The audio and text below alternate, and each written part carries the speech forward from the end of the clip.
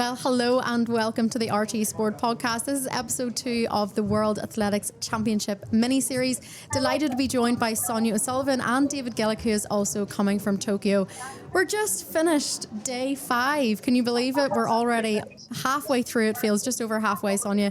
Any highlights so far that you've been excited to talk about and that you've been enjoying to watch? There's been a lot of, I think, unpredictable races, which has really made things, I suppose, exciting viewing, stuff that you don't normally see when you're watching the Diamond League races, where they're very predictable with the paces set and everything. So I think just that men's 1500 that was just on there was fantastic to see, I suppose, new champions. Isaac Nader taking the win there from Jake Whiteman. Great to see him coming back, nearly defending his, matching his championship title from 2022. And, I tend to, because we're working on the championship, I think I take it day by day. And as soon as the day is over, I just forget what's gone on. It's like watching movies on an airplane, Well, hopefully you can remember, Dave. Or should we say, remind me. Hola, Senior Gillick. How are you keeping? Oh, God. Hola. Buenas noches. Oh, God. I got roasted in the mix zone. Yeah. Do you know what it is? Everything, as Sonia said, everything happens so fast. And when you are working on it, you're kind of like looking at the race to go, okay, well, I'm going to interview this guy, I'm going to interview that lady, and just try and get your head in the game. And then you kind of forget very quickly what has just happened because the next event or next race comes straight away. So, there's been loads. It's been great fun. I think the competitiveness of a championship always throws up some amazing results, and that's what we've seen in the 1500 tonight, for example. You kind of think, who are the people? This is where the medals might go, and then suddenly, out of nowhere, someone comes up and just gets the win. And I think that's what makes these championships fantastic, and it's brilliant in the mix on them because, everyone's planning to get that big name, and then someone kind of crops up and takes a medal, and it just makes it for, from the fans' perspective, really interesting and great to watch. Another thing that I heard was interesting today, David, was yourself and David Matthews decided to go out for a run. And I hear the weather in Tokyo today was maybe a little bit hotter than you were expecting. Oh, do you know what? Today is by far the hottest day. I'm not going to spin the camera around, but if I did, I've got not all my clothes, but I got my T-shirts and everything on hangers here because you have to change in between because it's just so hot. But we did go for a run today.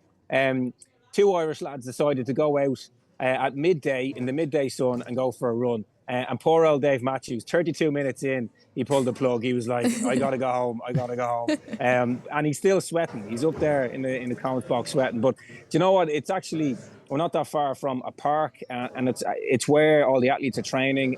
They have a track within the park, which is actually the warm-up area for the stadium. So very uniquely, there's no warmer track right next to the stadium. It's actually a little bit further away. So they warm up, and then they get in a bus all the way up here. So look, the heat is definitely something that is causing a few issues, I think. And even in the mix zone here, the athletes are very quick to kind of get through the mix zone, particularly in between rounds, because it's so intense that they want to really kickstart that recovery ASAP. So, again, tomorrow it's meant to be even hotter. It's meant to be 2 degrees warmer tomorrow than it is today. But you do notice that in some of the races that athletes seem to be going out and trying to run their normal race. And when they get into that final straight, it looks like there's something jumping on their back a lot of the time. It really does look like all of a sudden things are holding them back. And I think you could see it. Definitely, I think Kirsten Warholm seems to be struggling a little bit with the heat. And, being up there, Viking from Norway, he's probably used to the colder conditions. We've seen him do some training sessions on the snow around the track in Oslo. I think Cian McPhillips, in his 800-metre heat, when he took the lead, it looked like Bryce Hoppel, who was next to him, and they just seem to go a little bit backwards. So you do notice that a number of athletes have struggled to finish off their races as they normally would. And some of them get it back together again for the final. But, maybe in the heats and semi-finals, they get to a point and they realise, and this is actually really, really hot, there's something affecting them, and then they try to hold back a little bit for the final. But in doing that, they get overtaken and lose a spot. So, it's a bit of a tricky situation for a lot of athletes to balance their effort against the conditions that they're competing in. And David, has anyone mentioned the journey time between the warm-up track to the stadium? I think the BBC in their coverage, maybe we shouldn't mention it, but they had quite a long discussion about that the other day, where they felt that potentially the call time and the distance between that warm-up track and the track was having a greater effect, obviously, on the Northern Europeans, and maybe the athletes are feeling a little bit more drained when they're coming onto the track.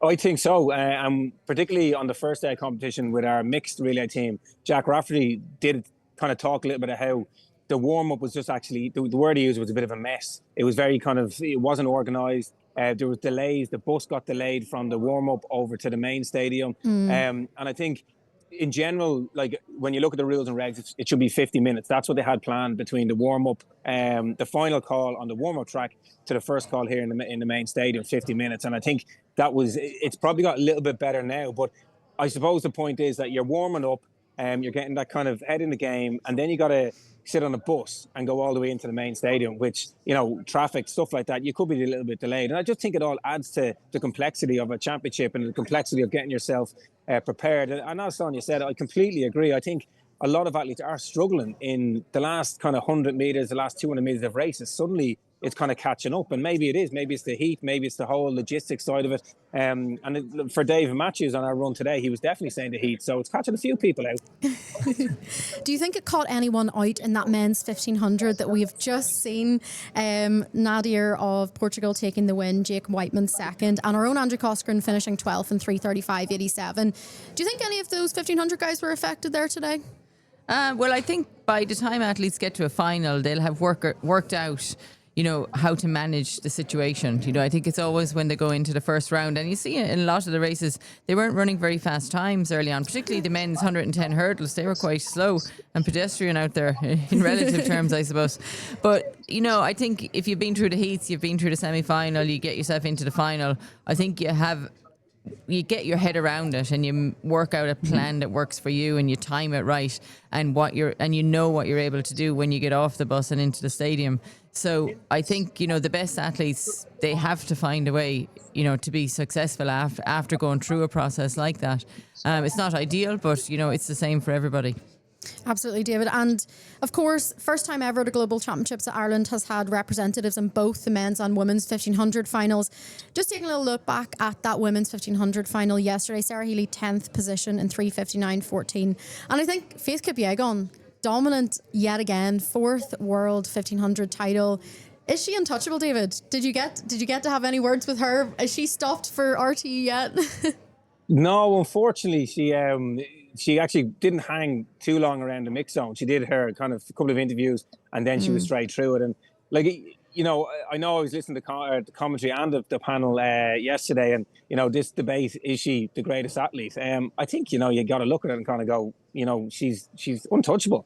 And again, her era will come to an end and someone will come through. But right now, she just looks completely in control and has the playbook on all the other athletes, and even with conditions here and stuff like that. And as Sonia kind of alluded to, she's experienced, she knows how to close out championships, she knows how to get through the rounds, and that is worth its weight in gold. And I think a lot of people, when you're in a race like that, are kind of looking at her to see what she will do, and how the race will unfold. Probably is very much dictated by her. But I think we saw it again how impressive she is. Is she the GOAT, Sonia? Well, that was definitely one of the more impressive races of the championship so far, the women's 1500 metres. I mean, Faye, she's out there to be beaten, because she set such high standards, and you just wonder, how many more years can she keep turning up doing this over and over again? And every race that she runs, it's not just a race to win, but she goes out there and she pushes herself. She pushes the limits. She was trying to break 4 minutes for a mile this year. She was trying to break 8 minutes for 3,000 metres. But she does also take time between races. So she goes back, she trains and she prepares. She's not out there racing week after week because she doesn't have to. She's proved everything about herself already. She took that race by the scruff of the neck. She went out there, the first lap was 64. It kind of settles everybody. People think, okay, we can all manage this. Then she gradually wound it up, 63 for the second lap, so going from 4-minute pace to 3:57 pace, then down to 61 for the third lap, which is, back in her own territory of 3:48, and not many can cope with that. Jessica Hull definitely knows what to do. She's brave enough to get out there and do it, and she was probably hoping that there may have been a little bit of chink in Faith's armour and that she might have been able to take advantage of it, but not this time. She'll have to come back and do it again. And then, the final lap in that 1500, 59 seconds, after going at such a pace, it looked like they were going 4-minute pace, they end up 3:52. It's tough on, I suppose the athletes who get into the final and they think they might have a chance to do really, really well. There's two races out there. There's a race at the front, there's a race at the back, and you have to get your head around that as well. If you're not in the race for the medals, then you got to compete in the race that you're in and get the best result that you can. Another fantastic moment from last night. David, I just have to ask, what was the atmosphere like when Mondo Duplantis broke that world record? Incredible, absolutely incredible. And it was the last event, last event. So we had all eyes, maybe 45,000 people just solely looking at him. And, he is a showman. Like the whole kind of, he draws it out. And again, it's just the way the pole vault operates. He's got the time, he fails and then suddenly kind of regroups, and his, the people he's competing against are all there kind of cheering him on. And it's probably like a band of brothers. They know each other extremely well. And he's just kind of like, he's sitting there, he's relaxed, he's chilled, and then suddenly stands up, and everybody stayed in their seats. Everybody wanted to see if he could do it. And then lo and behold, he does it. And interesting enough, in the mixed zone, he did say something like he doesn't plan it that way. He doesn't wait till his last jump to do it. It's just the way it happens. And it just builds up the whole kind of the atmosphere, the anticipation for it. And then he always delivers. He absolutely always delivers. And I think, like last night, everyone was really appreciative of what he did. They stuck around, and then, he's just jumping up and down. And it's great to see the camaraderie between his the people who he goes up against, because it just adds to it. And the atmosphere was electric. Yeah, it was fantastic. And looking forward to more nights like that. And hopefully in the women's javelin is probably the one for Kipyegon, who is the Japanese javelin thrower. She's got an awful lot of pressure on her here. She is the poster girl of these championships for Japan, and she's a world champion, she's Olympic champion, and that's coming this weekend. And again, the stadium's going to be packed for that, because even if there's a Japanese athlete in any race, and if they even pass out one person, the place goes absolutely bonkers. It's fantastic. So more of that. That's what we want. We want more of that. And thank you so much, David. Hopefully loads of exciting moments to come tomorrow. Thank you for joining us. I know that your bed is calling you after a long day, and it sounds like a lot of sweating as well has gone on in Tokyo. So thanks very much for joining us, David. No problem. Bed in the shower. That's what I need. All right. See you, David. It's great to see the change of outfits out there. We're noticing that you have your dress-up T-shirt and then you have your casual T-shirt to mix with the athletes. He's got lots of outfit changes. There you go. Thanks, David. See you guys. Take care. So I thought, Sonia, the next item that we would go on and have a little chat about are the men's 800 metre semi-finals. They're going to be on at 1:45 tomorrow. Were you expecting that we were going to have two Irish athletes in those semi-finals? Not so easily anyway. I mean, they made it look easy, especially Cian McPhillips. He made it look easy. We totally didn't expect that he would handle that heat so well. It was a tough heat for him, and he went out there, he ran, up to his best, which was fantastic, and to see him do it with ease, I just hope that he can go out there and do the same thing tomorrow and, be fighting for a position in the final. We were chatting before, and there has been a little bit of a redraw of those men's 800 metre semis. Initially, Mark English looked like he had an impossible draw. It's going to be first 2 and 2 fastest. Initially, he had both Arop and Wanyonyi in his semi-final, but Wanyonyi has now been moved out. What do you make of Mark's chances? What is he going to have to do to make that final? Well, I actually haven't seen the redraw of the heats yet, or of the semi-finals yet, so I'll have a good look at that this evening. We generally kind of prepare the night before for the next day, because you can't have too much information in your head at one time. But yeah, no, I did remember seeing it was a pretty tough semi-final he was drawn previously.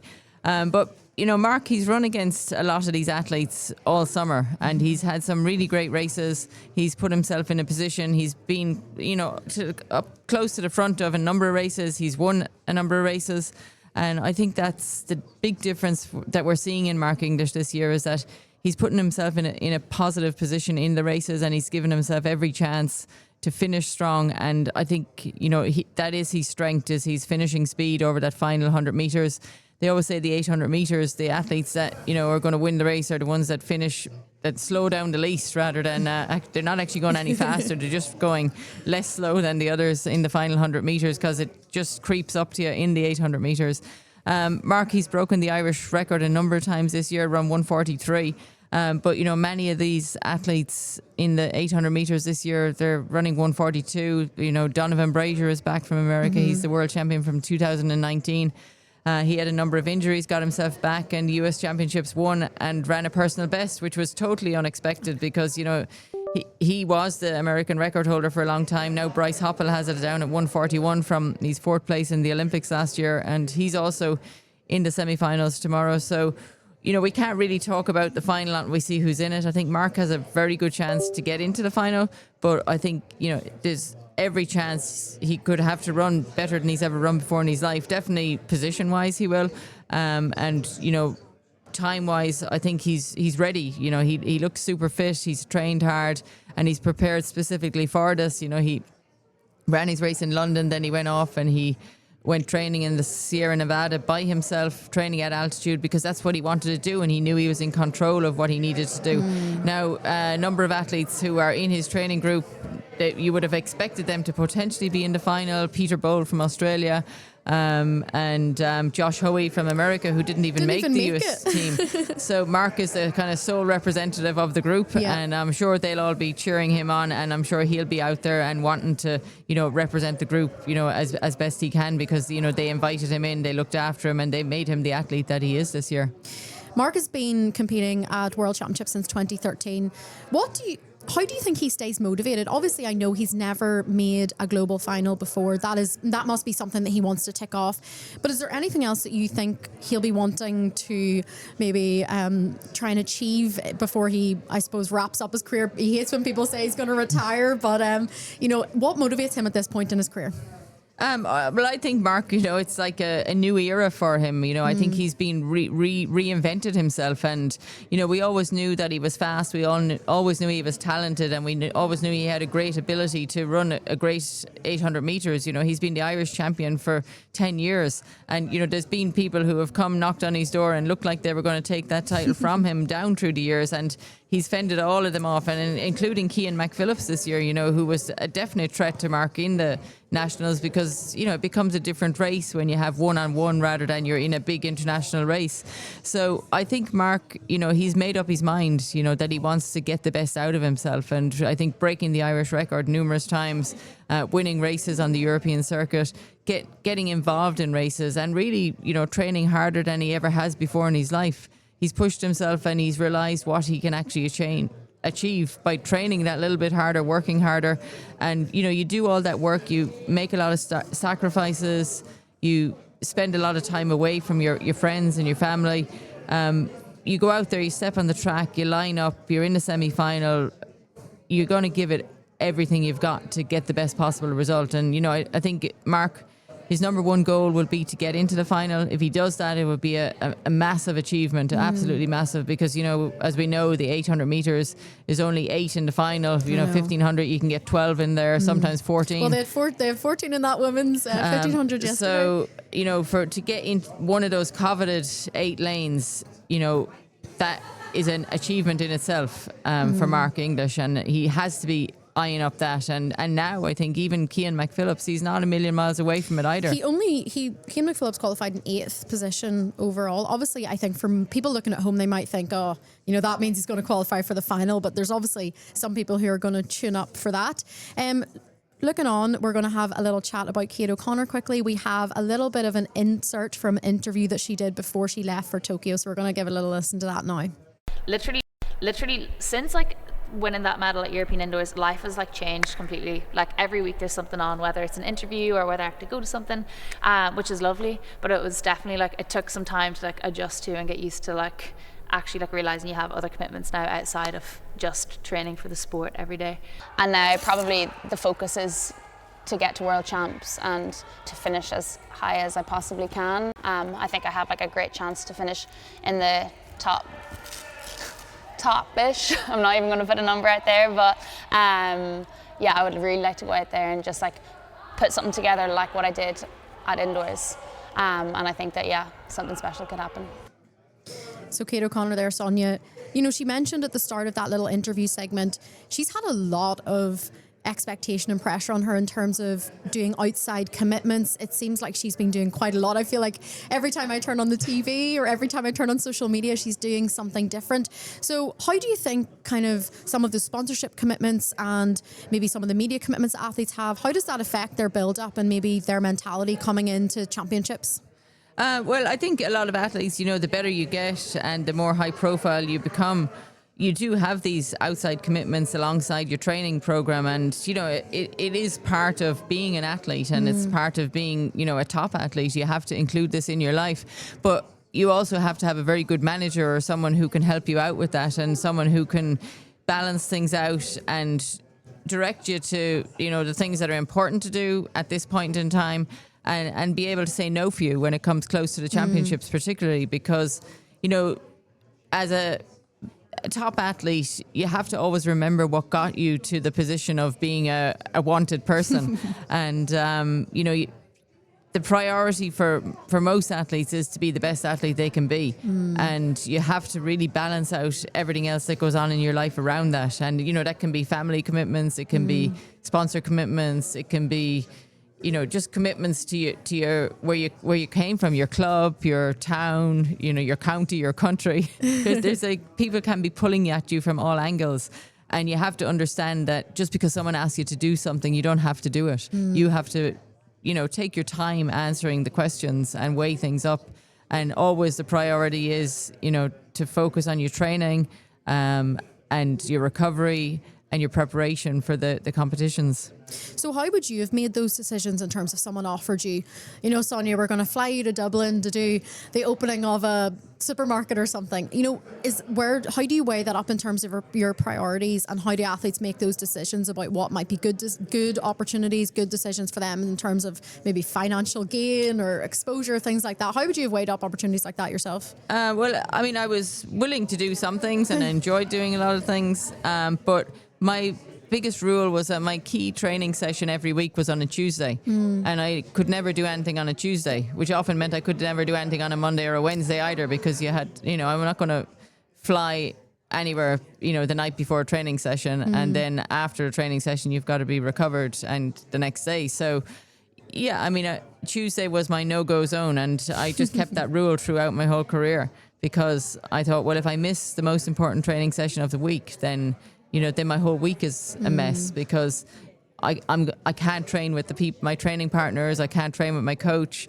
I've got to do it by myself. And then as soon as you start doing things by yourself, then you start to kind of compromise things a little bit. Whereas I think you have to have the prior, and you know, it changes at different times of the year as well.